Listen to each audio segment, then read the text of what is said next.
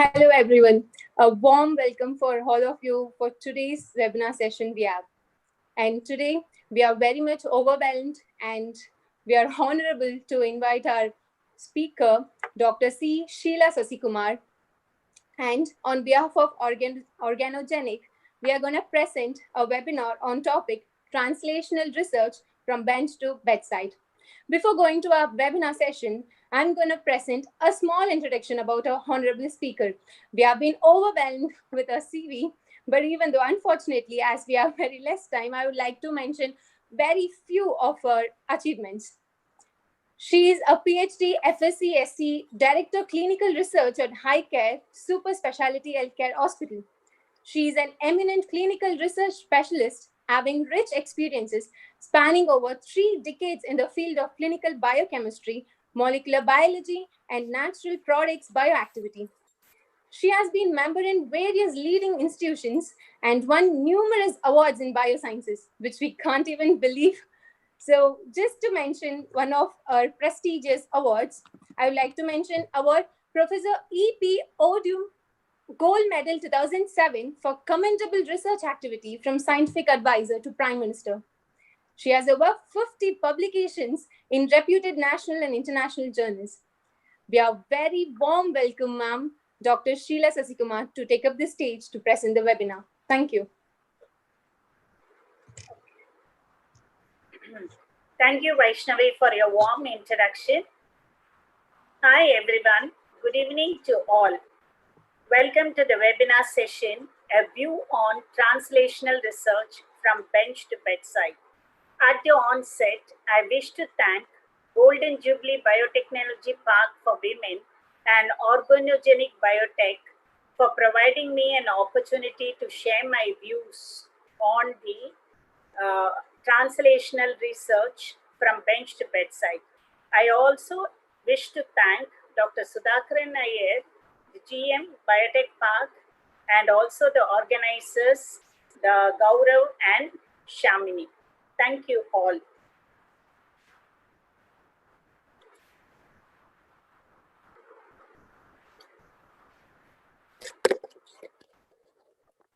Translational research from bench to bedside.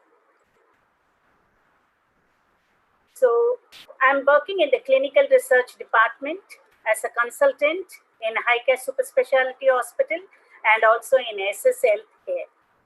Please watch my channel SS Esquila for the recent webinars on COVID-19 immunoboosters and immune activity.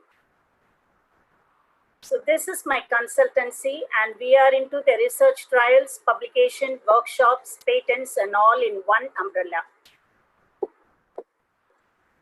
Please use these links to view my research article. I have nearly 56 research publications. So all my research articles are shared in these platforms.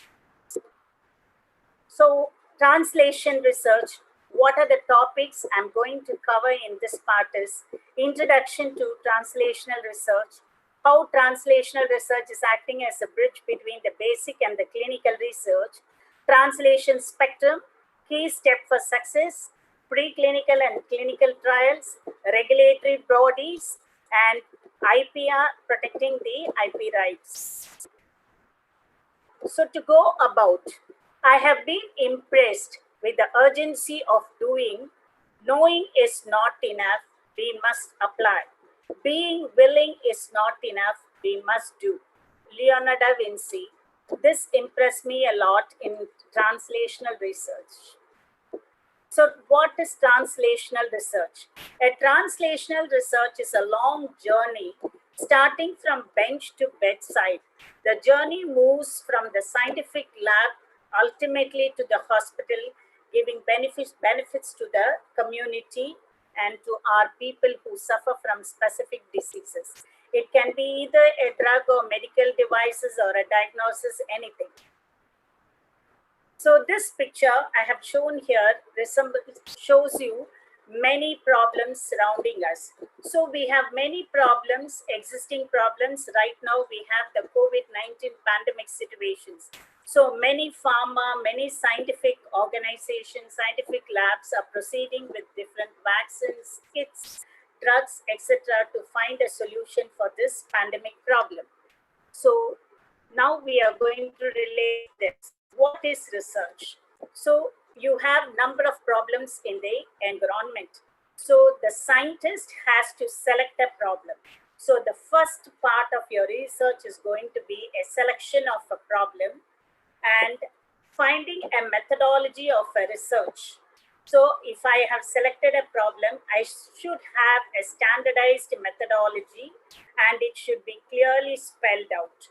Once I find a suitable methodology and execute the research, the next step will be the collection of data and analysis of my data that is obtained in my research. Then interpretation of my data to produce my inference of my research. So this entire pathway is called as a research. Research normally is of two types, basic research and applied research.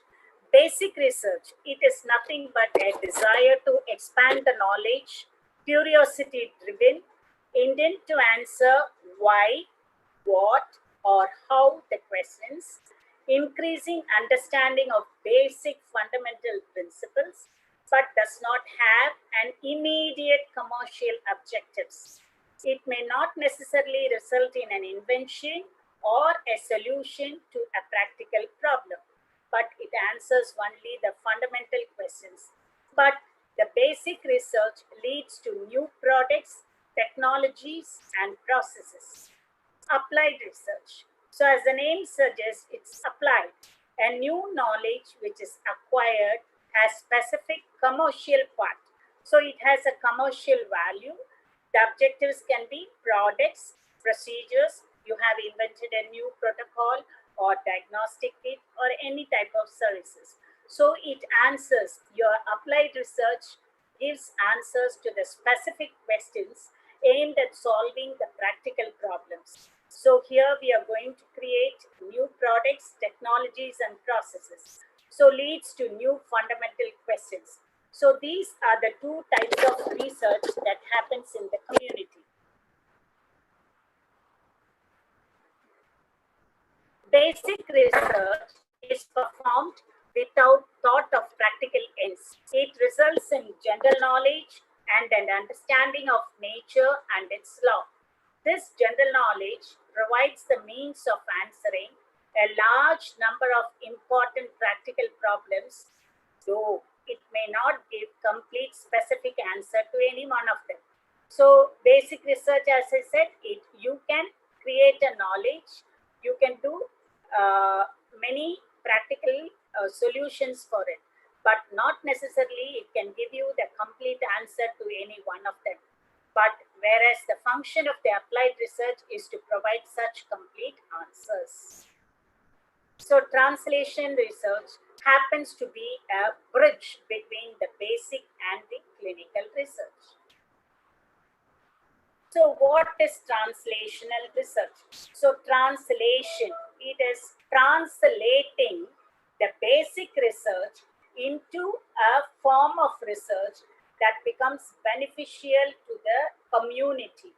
So bench to bedside process that harness knowledge from basic scientific research into clinical research to create novel treatments, any new treatment options, option devices, medical procedures, preventions, diagnostics, essentially forming a bridge between basic research and a clinical research. So it is going to create a bridge and entirely translates into a new type of, for example, a device that will help in the medical sector or a health sector, either to find out the virus, for example, or detect the virus in the blood, in the saliva, anything. So translation research, a new area of investigation that ideally involves the integrated application of innovative technologies. So I here represent as innovative technologies, new technology that encompass the multiple disciplines, including physiology, pathophysiology, natural history of disease, genetics, proof of concept of drugs and devices. So normally this translation research includes two areas of translation. So it is going to translate in two ways. What are they? One, the process of applying the discoveries generated during the research in the laboratory and in preclinical trials to the development of trials and studies in humans, that is preclinical trials to clinical trials. The second area of translation concerns or the research will be aimed particularly at enhancing the adoption of the best practices in the community. Cost effectiveness of prevention and treatment strategies is an important part of translational science. So during this journey, whatever the basic research, we convert it into a preclinical trial to clinical trial. Finally, the best will be adopted, which becomes beneficial to the community.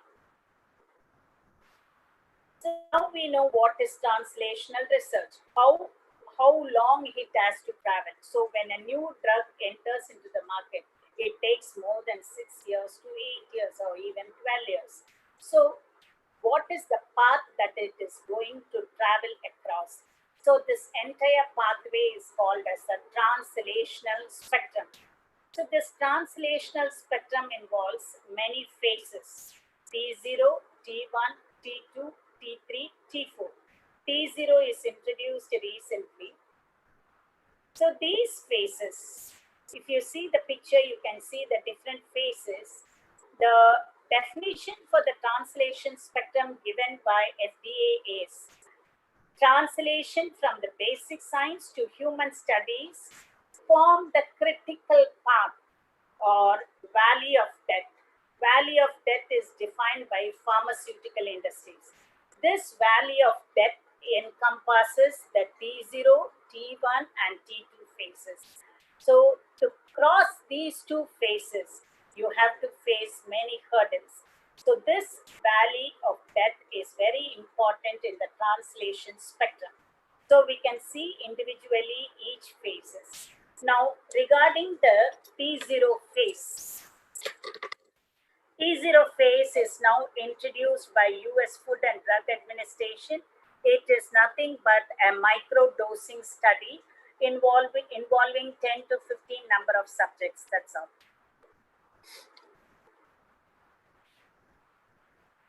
So let us see the T1 phase. So translation to humans. So translation to humans. So when are we going to translate? After getting the preclinical studies, results from the animal studies, then it will be introduced first in the human studies. So T1 will become first in the human studies, that is called phase 1 human trials, which we will see later in clinical trial. T2 is translation to the patients. So phase 2 and phase 3 clinical trials will be involved. T3, translation to practice. Once you translate to the patients, when you get the results, pleasing results, satisfying results, and when you succeeded, it will be translated to practice. So translation to practice involves phase 4 clinical trials, dissemination and implementation of the research. T4 phase is nothing but translation to population health, that is studying in a community, a large number of people. The population outcome studies, this phase will show the true benefit to the society of this translation research. So as I said, valley of death. The valley of death as defined by the pharmaceutical industry encompasses T0. If you see here, it is this valley, and this valley is very important. So it encompasses the T0 and T2 phases of the research. So this translation continuum should proceed. So this valley of death should be crossed by a group of people who are going to convert this basic research into a translational research. So what should be done? The main thing is we need to remove the physical barriers that is blocking our collaboration. So basic research people or basic scientists have to collaborate with the translation scientists, and they should work on together. Provide access to adequate funding, infrastructure, everything is needed. So the access to these should be provided. Only then the value of death will be prevented and they can cross the hurdles. So if you see this picture, this is the entire map of the translation research. I have given you the hyperlink at the base of the slide. You can see this hyperlink. It's an NCBI thing where this translation research map is provided. So this explains from the fundamental research, that is starting from the basic research to the different phases of the translational research, and how the data get transferred to produce a device or a drug or any type of service that becomes beneficial to the entire community. Now, if you see the data transfer here, from beside the bench, what happens? Creating knowledge. So knowledge is created.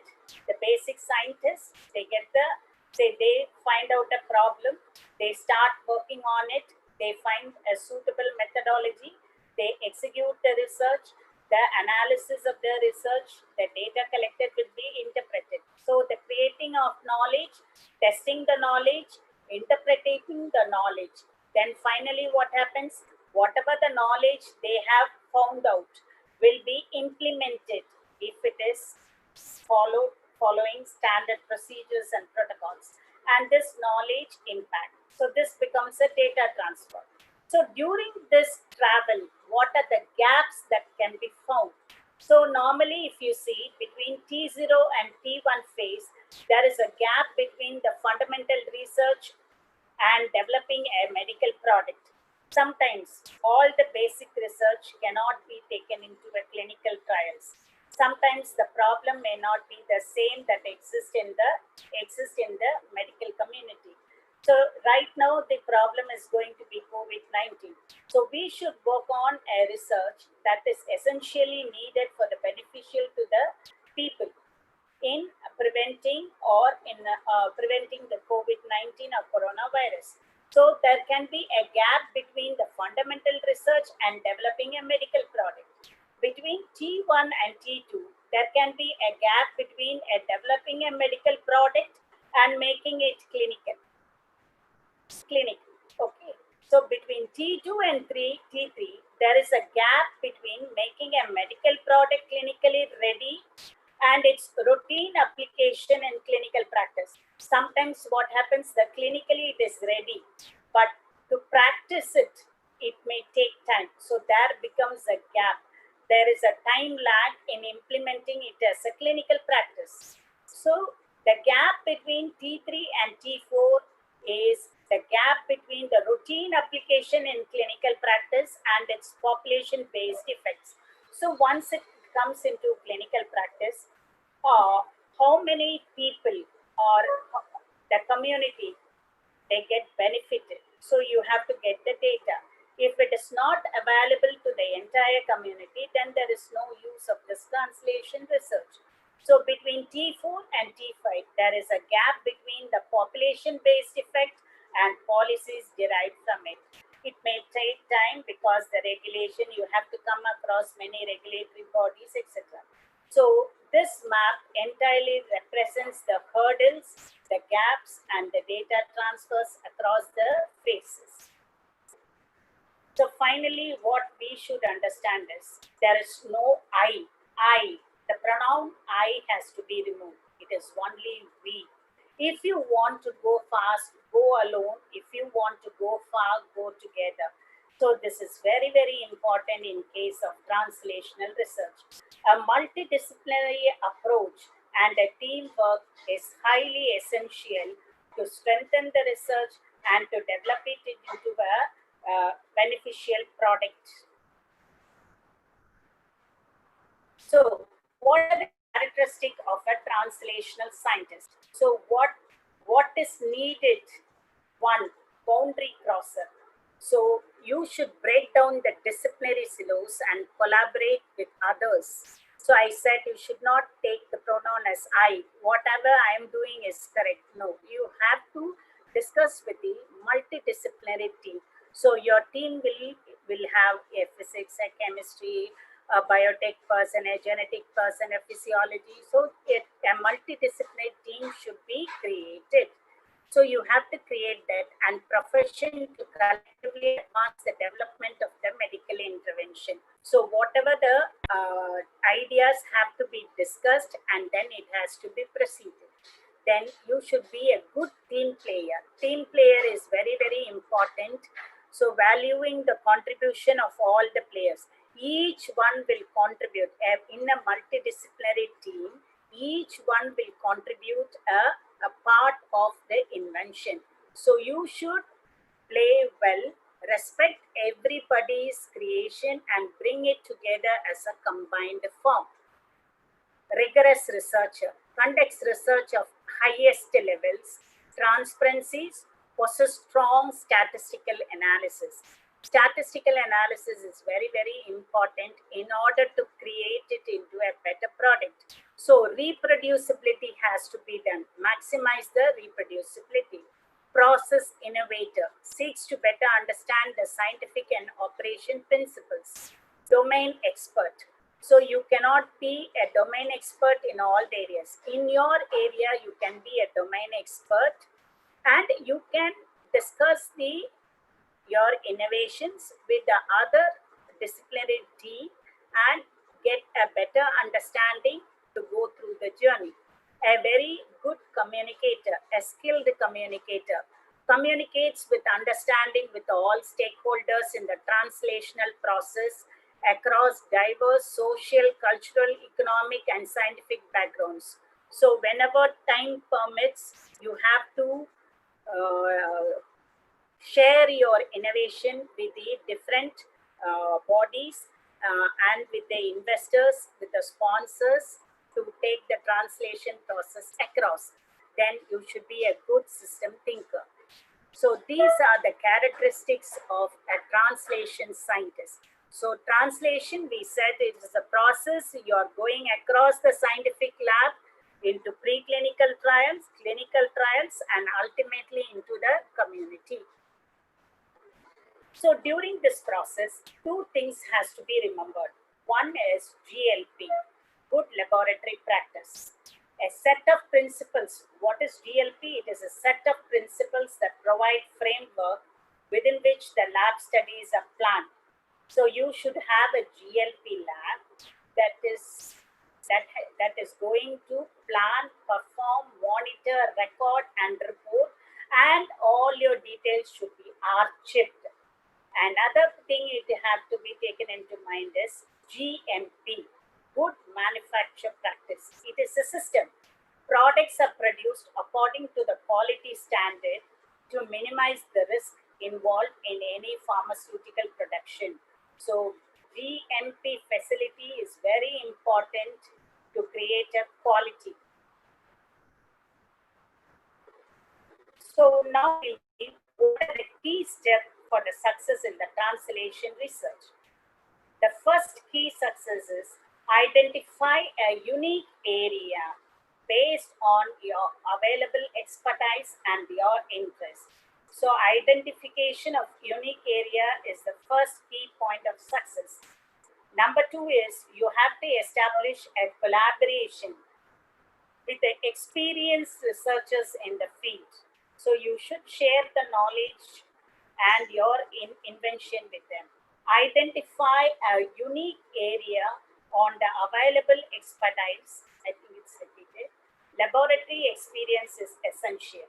So you cannot say that you do this, you do that. You should have the experience. For example, if you want to do some molecular biology techniques, you should know all the process, including RT-PCR, and all the developing process has to be known. So build a team. So I said you should build a multidisciplinary team, which is very, very important. Present your work often to the collaborators, either in the individual meetings or small group. This is very, very essential. Become a part of the research working groups at your institution. Always take small steps. Don't take large steps which will make you to fall. Take small steps. Be creative and fertile. If you follow these steps, I think translation research can succeed. Developing a novel drug in an interdisciplinary endeavor involving multitude of competence from biologists. You need a biologist, you need a chemist, you need a computer scientist, that is bioinformatics people, medical staff, biostatisticians, and also regulatory experts. So these are the some areas where you can create a multidisciplinary team for a development of a new drug or a novel drug. Taking a compound from a bench to bedside requires up to 12 years at an average estimated cost exceeding US 1 billion. So if you see the picture here, you can see the basic research, target identification, target validation, drug discovery, lead identification, lead optimization. So preclinical research. So out of 5,000 to 20,000 compounds come in this particular phase. Then it comes to preclinical research. Only 250 compounds are coming. So they undergo dynamics and pharmacokinetics, toxicology studies, safety and efficacy studies, etc. Out of 250 compounds, only 5 compounds will enter in the clinical trial, phase 1, phase 2, phase 3 studies. Out of that 5 compounds, only 1 compound will be approved by the regulatory body and it will be marketed. And phase 4, the post-marketing thing will be done. So this is how it comes from the basic research to a approved drug. So the next phase of in the translation research, we completed basic research. The next phase of the translation research is the preclinical trial. So what is a preclinical trial? Why is it essential to do a preclinical trial or execute a preclinical trial? Safety and efficacy of a drug has to be tested before it is introduced in humans. So preclinical trial, the aim or the objective of the preclinical trial is to elucidate the efficacy and the safety aspect of a drug. So in case of preclinical trial, what should be kept in mind is lab test of a new drug or medical devices is usually done in animals. So in case of preclinical trials, we are using only animals. But what should be noted here is only use the drug or devices which is done with the help of GMP. So as I told you earlier, there are 2 things which has to be kept in mind. One is GMP and GLP. So must use GMP drugs or devices because we need quality standard throughout the protocol. The main goal, as I said, is to test the efficacy and the safety aspect of the drug. So usually the experiments are performed on rodents, that is small animals, that includes rat, guinea pig, hamster, rabbit, etc. When the results are proved to be successful in small animals, the same study will be extended to the large animals. So the large animals are going to be cat, dog, monkey, etc. So in preclinical trial, animals are used as a model. So what are the key steps in a preclinical trial? First, you need to identify the drug target. So once you identify the drug target, you must do the bioassays. What are the assays that has to be done? Then screen the drug. Effective and toxic doses has to be identified. Once you come across all these things, once you finish all these steps successively, then what happens? You have to create a file for the approval as IND. What is IND? Investigational New Drug. So this IND will be filed for approval to the regulatory body. So So in case of preclinical trials, we take it in two forms, either as in vivo and in vitro. So in vitro, you can do all the tests that is needed, that is given as a standard protocol. In case of in vivo, we come across two phases. One is pharmacokinetics. What is pharmacokinetics? A relationship between the concentration of the drug in the body and its biological effect. So you are going to see what happens to the 5 milligram of the drug which is given to the animal, how it is metabolized, how much is available. So you're going to see the bioavailability and all those things. So that becomes a dose response. So you will study at different doses. The other part is pharmacodynamics. So pharmacodynamics is nothing but it completely gives us the description of changes in the plasma concentration over a time as a consequences of ADME, absorption, distribution, metabolism, and excretion. So these two studies will be done under in vivo. In case of in vitro, as I said, we will do certain tests. So what are the tests we are going to do in vitro with the GLP facility? One, screening test. Next is test on isolated organs can be done. For example, if you want to study about a diabetic drug, so you can use pancreas for the hepatic, liver, etc. So isolated organs can be used, or you can use cultures, bacterial cultures, or you can use cell culture. Test on animal models of human disease, observation test, confirmatory test, mechanism of action of the drug, what happens when it is taken orally or when it is given topically, etc. Systemic pharmacology, quantitative test, pharmacokinetics, and toxicity test will be done. So if you see the picture, the drug discovery, this is the target. So from the drug discovery to preclinical development, and you're going to file it as a IND. So investigational new drug. So in case of drug discovery, basic research, custom synthesis, efficacy, in vivo efficacy. Whereas in preclinical development, you're going to see the preparation, formulation studies, safety studies, pharmacokinetics, and ADME studies. And along with, then you're going to file it as a new drug. So in case of preclinical development stages, these preclinical activities provide the basis for the IND application to the FDA for permission to initiate the clinical testing in humans. So this is the hyperlink I will provide it.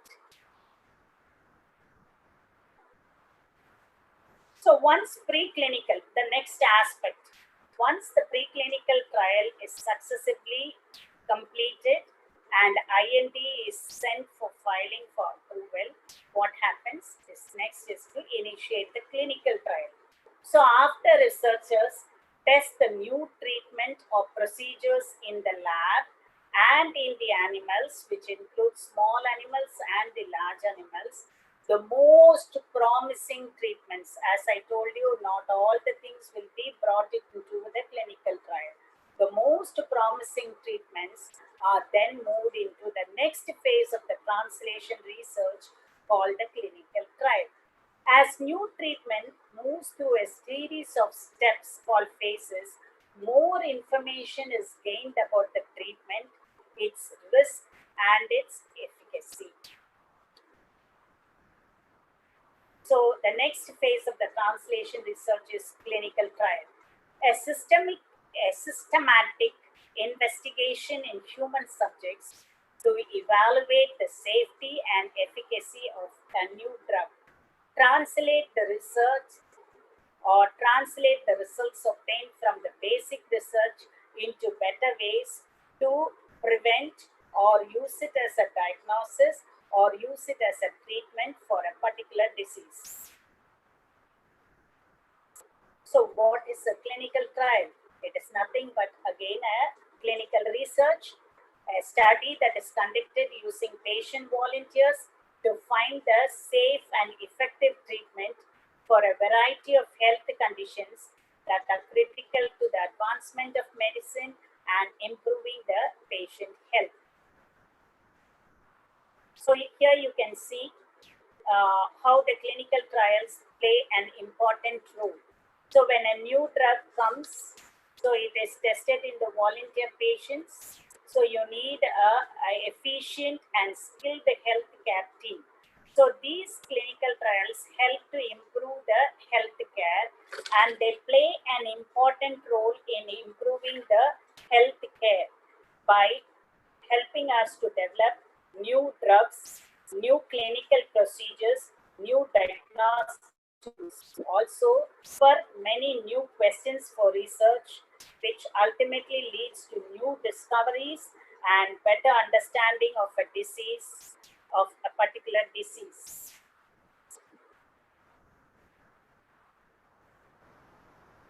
What are the different types of clinical trials?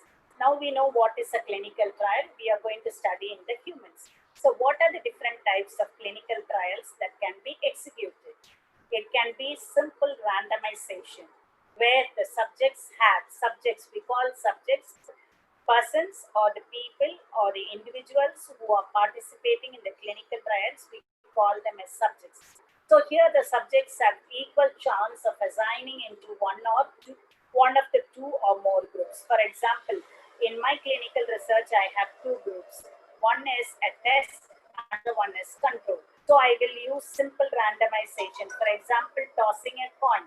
So tossing a coin, I randomize the subjects into two groups. Next type of study is blind or open label. What do you mean by blind or open label? In case of open label, the principal investigator and the patient know about the drug. Whereas in case of blind, where you have two types, single blind and double blind.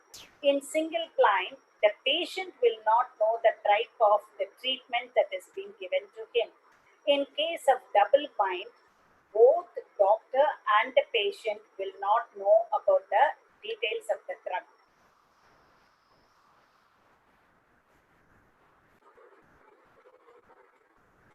Step is prospective or retrospective. In prospective study, what happens is that subjects are enrolled before the study begins, whereas in retrospective, what happens is you can take the past case records.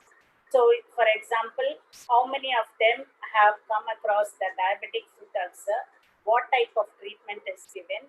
What is the statistical analysis of that? So you can get the data and you can use the analysis. So this type of study is called the retrospective study, where you are using only the medical records. Next type is called placebo. Placebo is nothing but dummy drug. It resembles the active drug in physical properties, but do not have pharmacological activity. The next type is pilot study. Pilot study is a very study that becomes the base for a bigger study, where the number of subjects taken will be less than 30, etc. So the study will be conducted. Once the results are pleasing in the pilot study, it will be extended to many people. For example, 100 numbers, 200 numbers, etc. Next is crossover study. In crossover study, two types of treatment are studied in the same subject or same group.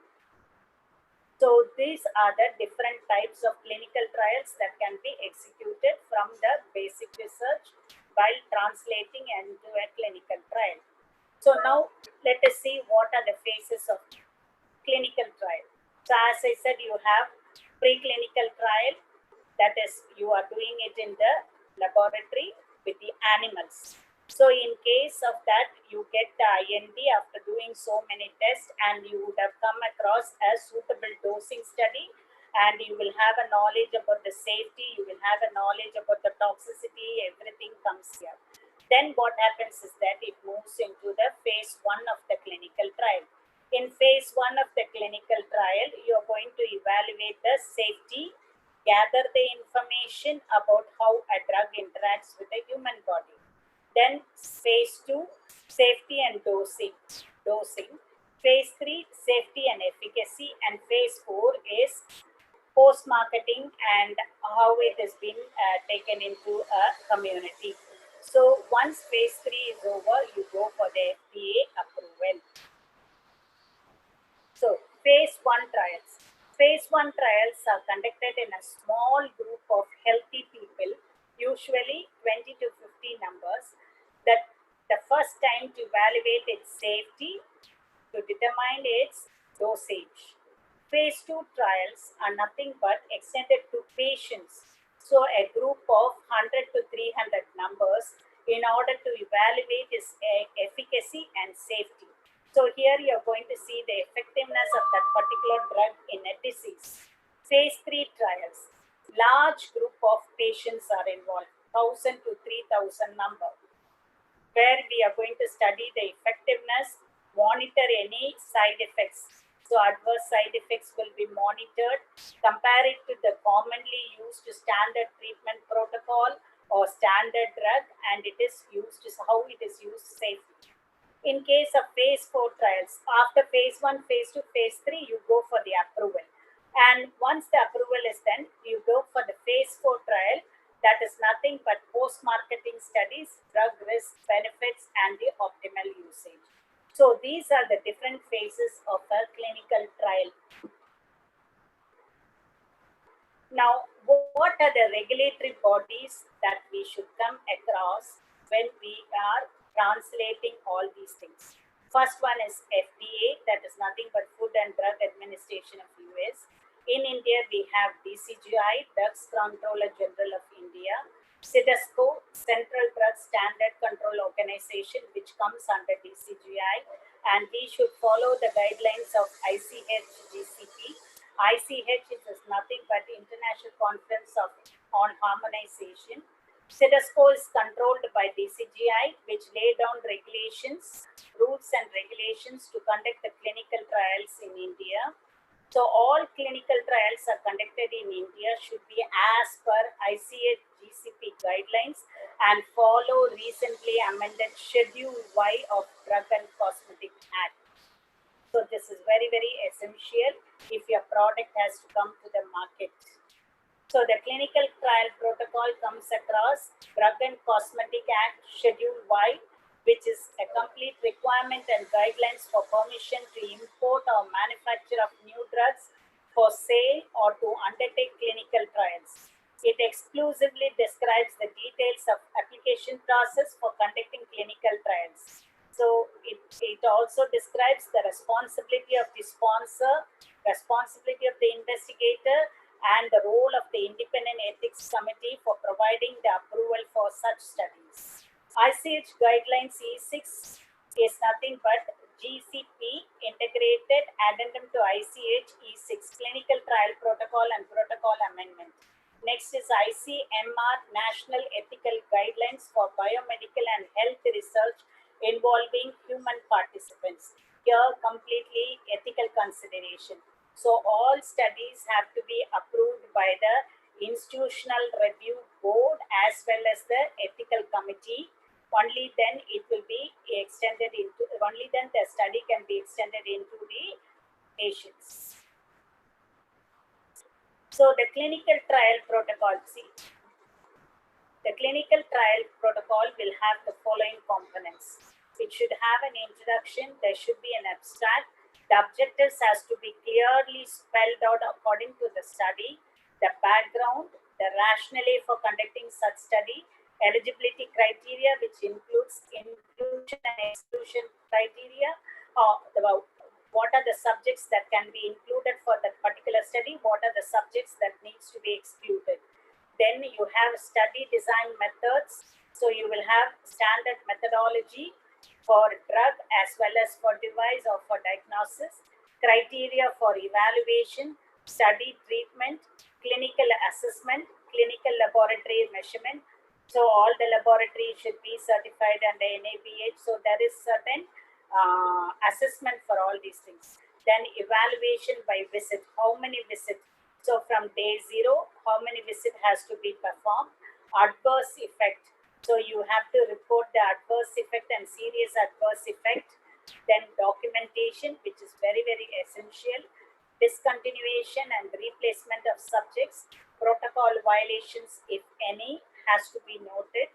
Statistical section is absolutely essential, and this biostatisticians have to do the analysis of complete study and monitor it.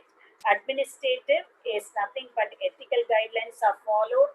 Do they have the regulatory consideration? All approvals are available. Then you have the subject confidentiality, which has to be maintained according to the ethics.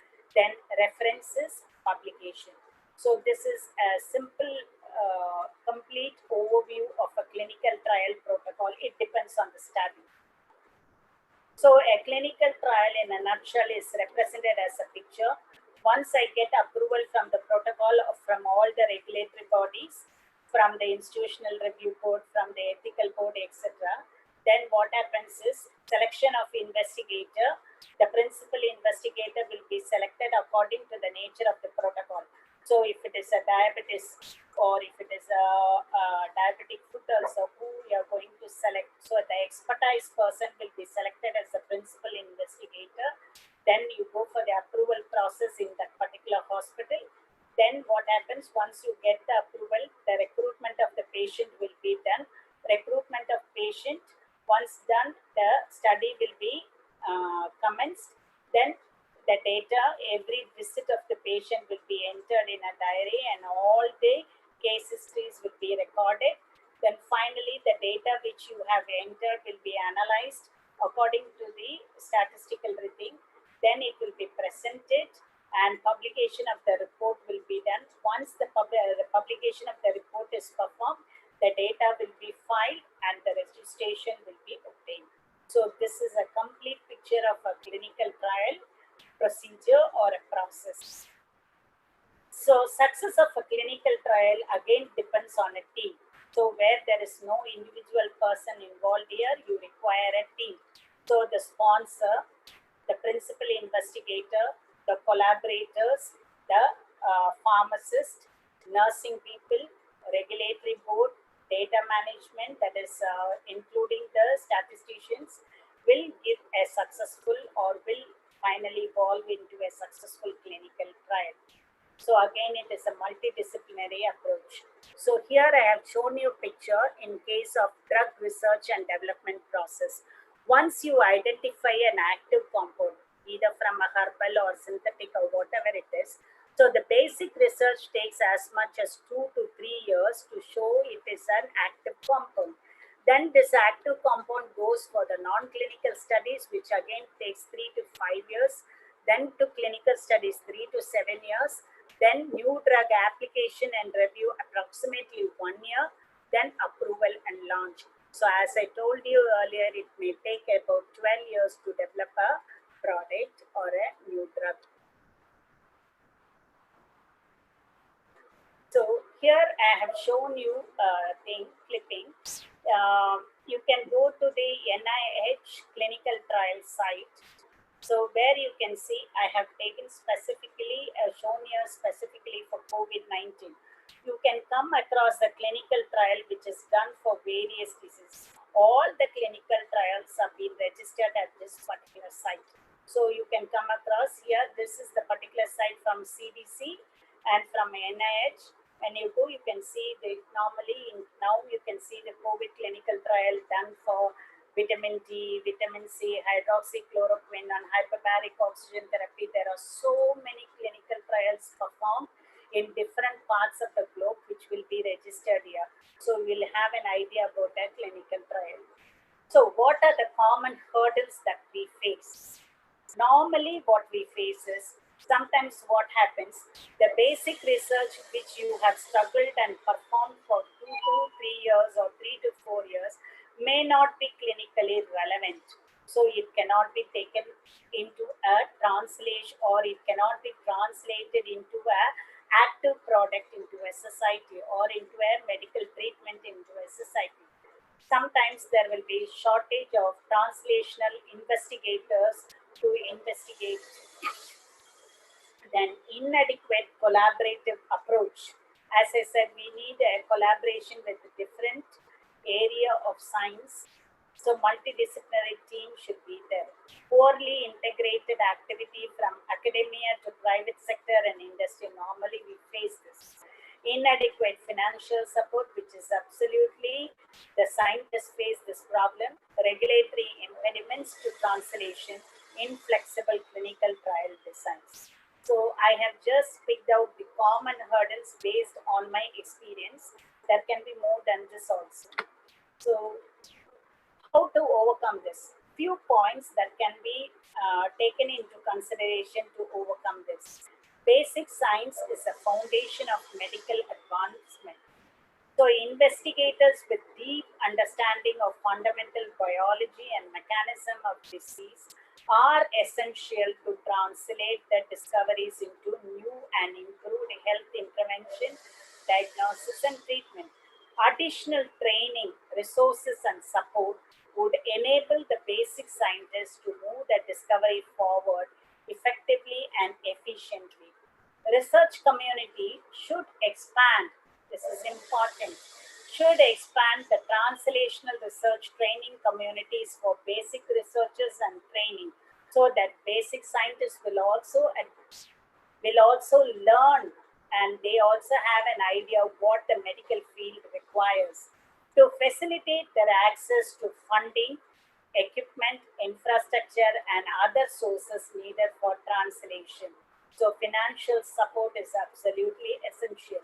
Encourage and support collaboration between the basic and clinical investigators across the research disciplines and sectors. So, this will overcome the hurdles and ultimately it can be efficiently translated into a new product. So, creating a strong translational research programs are key to combating this coronavirus disease 2019 pandemic or COVID-19 pandemic.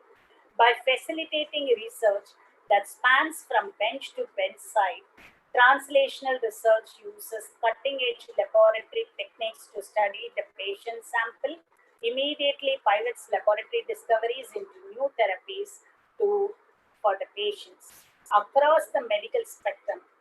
See, if you see the global statistics, this translation research process from cancer to HIV.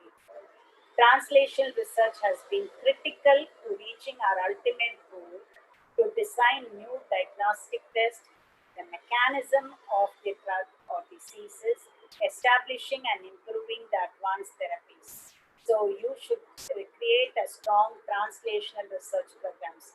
So today, if you open the NIH site, you can see hundreds of vaccines is produced and tested, some cross phase 2 trials, some cross phase 3 trials. So there are many translation research going on for the COVID-19.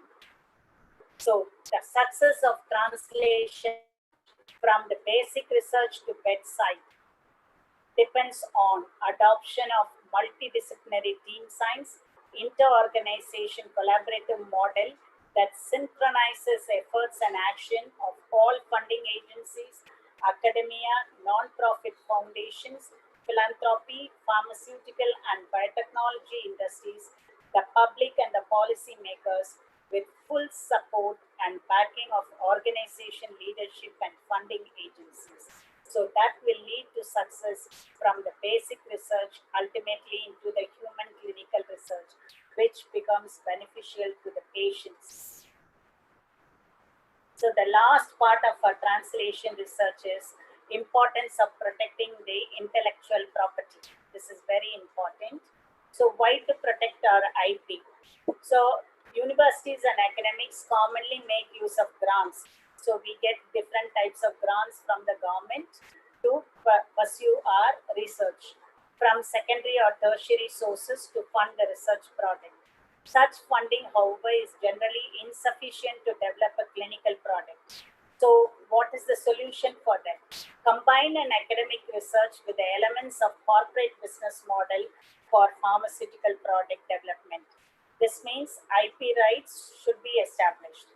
Once you are collaborating, your IP rights should be established on inventions that have been conceptualized during the course of the research work. So why do you want to protect your IP? The development and implementation of invention is arduous and very costly. So it is crucial to protect your rights. Otherwise, you're struggling for so many years to develop a product, and before you go to the market, you have to establish your IP rights. What are the type of IP protections available?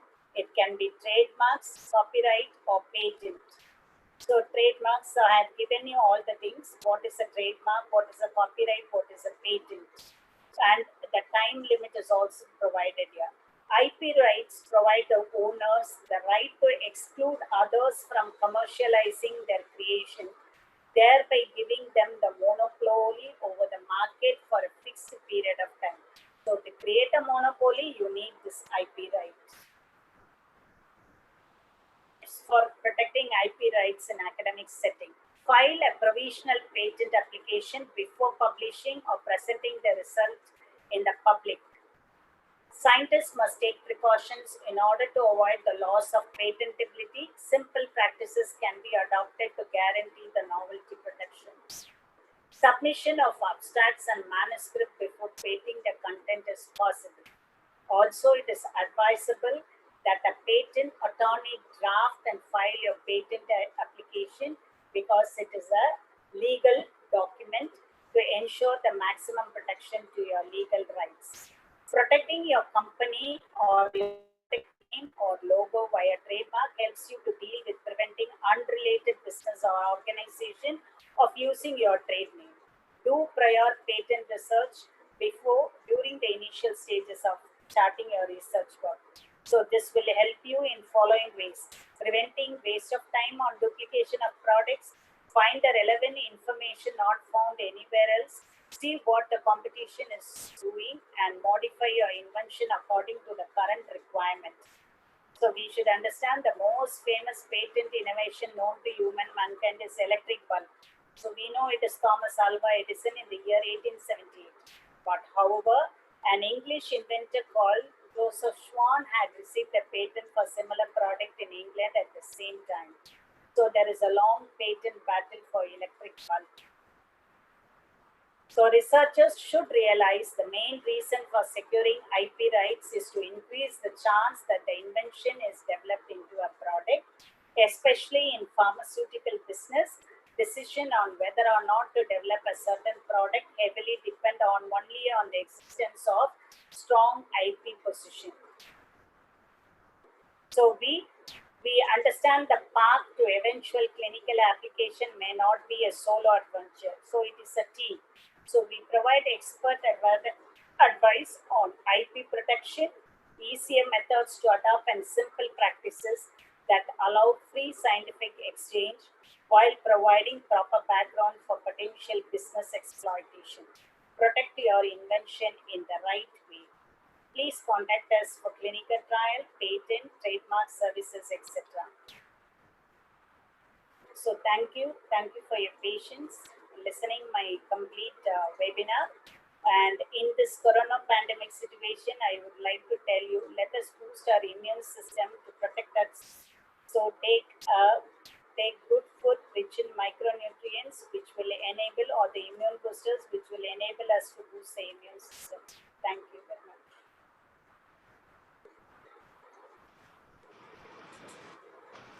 Thank you so much, ma'am, for your presentation.